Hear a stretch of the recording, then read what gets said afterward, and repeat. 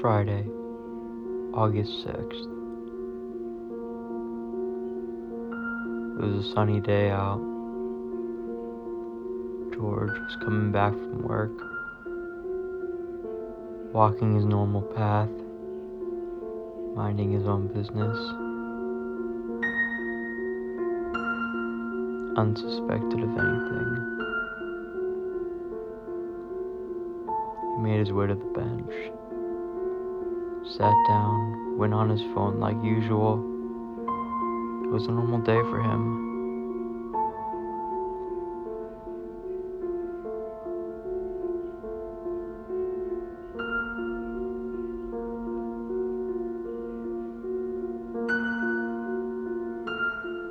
He was working late, so no one else was around.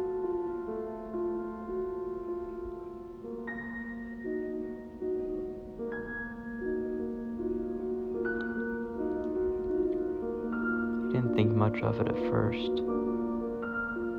He liked the quiet, the silence, not having any other coworkers around while he worked.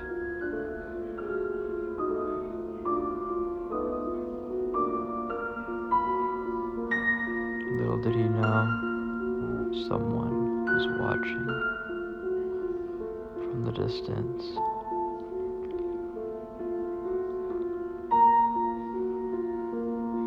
He didn't know it then, but he was not alone.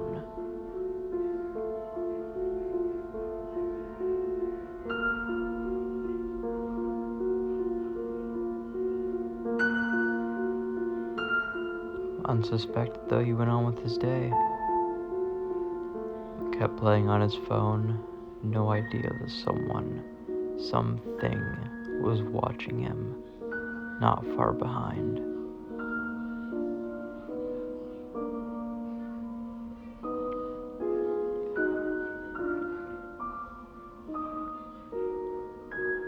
It didn't leave though.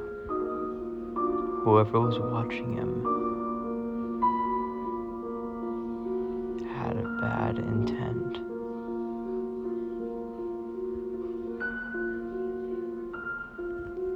Seeing George move, they followed.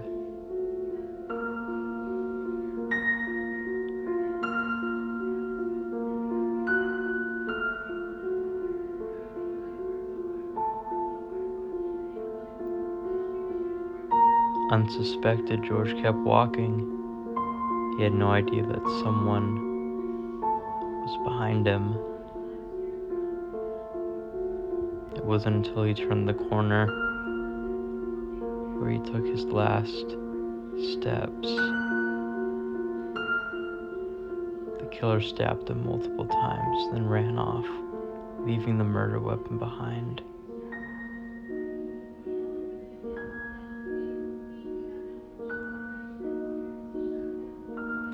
It wasn't until a day later when he was found, pictures taken of the crime scene, the murder weapon. Dropped off in the lab was Professor Hayden. He was the only one around that was working, only one with experience with this kind of case.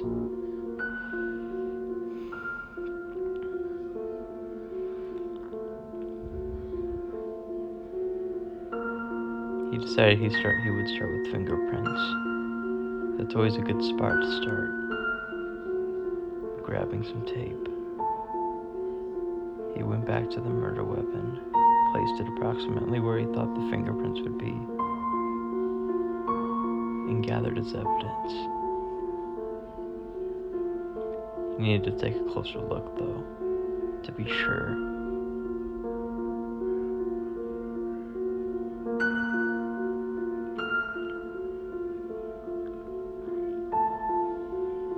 Pulling out the slides, he sealed the tape onto the glass, placed it under his microscope, adjusted it accordingly. Sure enough, it was fingerprints. He started taking in different suspects, testing each one. He he realized that he would have to probably go through a lot of people before he found even one match. Based on eyewitness testimony, he gathered a few people together. What could it be?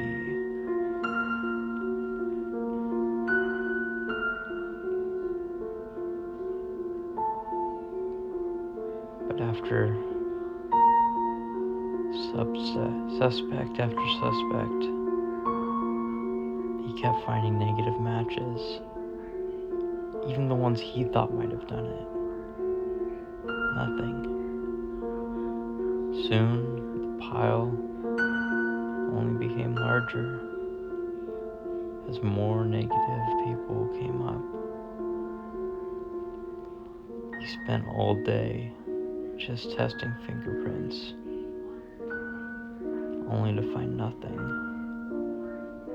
As time went on, it seemed hopeless. All the suspects, none of them matched.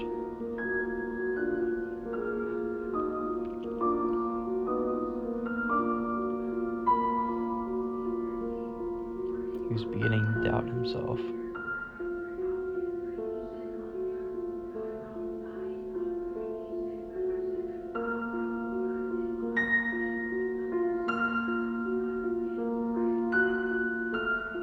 It seemed hopeless.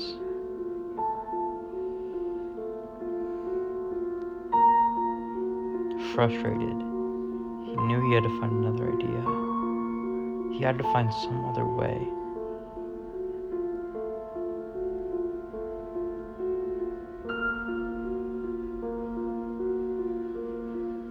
Then he got it. Trace evidence. He got his magnifier out and examined the weapon. There had to be some other kind of clue. There's always something left behind, he thought to himself. Examining the weapon closely. Then he saw something.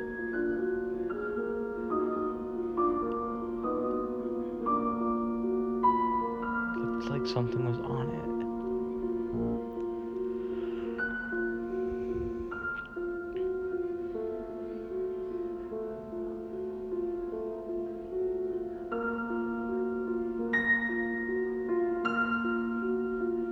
He got his tools out and started scraping away at the spot he saw, trying to gather some of the evidence into his file so that he could examine it under the microscope.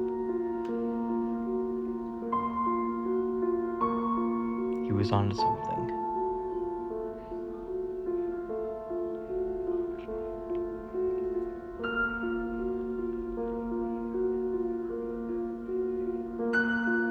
He gathered the sample, placing it onto a piece of tape. Then that tape onto a glass slate.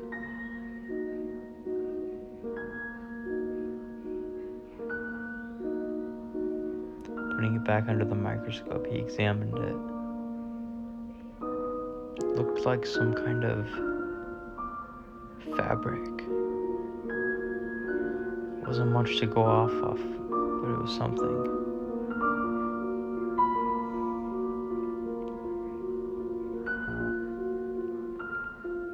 He decided to take his findings to the sweater that George was wearing upon his murder,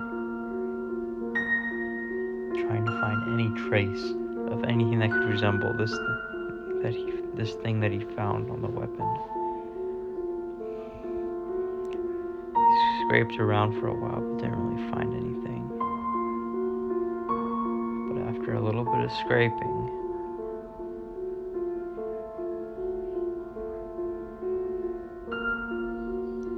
he found it. He couldn't be sure. He would have to look under a microscope, but it looked the same. Getting another piece of tape, he put it on, put it back under the microscope.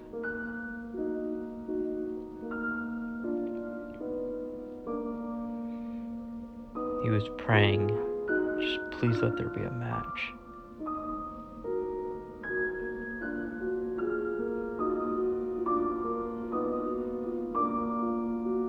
And it was.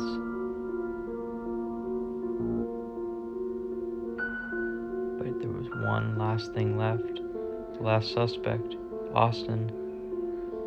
He's the last one that the police reported. He seemed more anxious than the others. Hayden called them in. He was going to run some tests from scrapings under his fingernails. Austin was reluctant at first, but eventually gave in, only adding suspicion to him.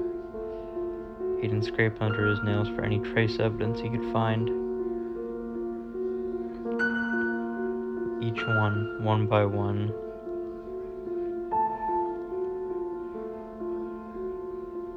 Getting some tape, he put what he found onto it.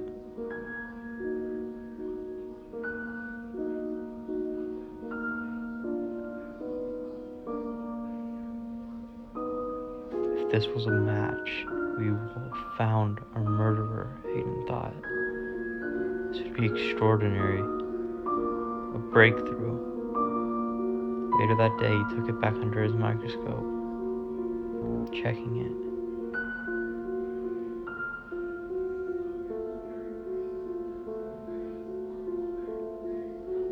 If he could solve this case, he'd be renowned. It was a match. He took another look, just to be sure. He didn't want to get too ahead of himself. He upped the magnification. He had to see the fine details. And it was the same. The murder of George.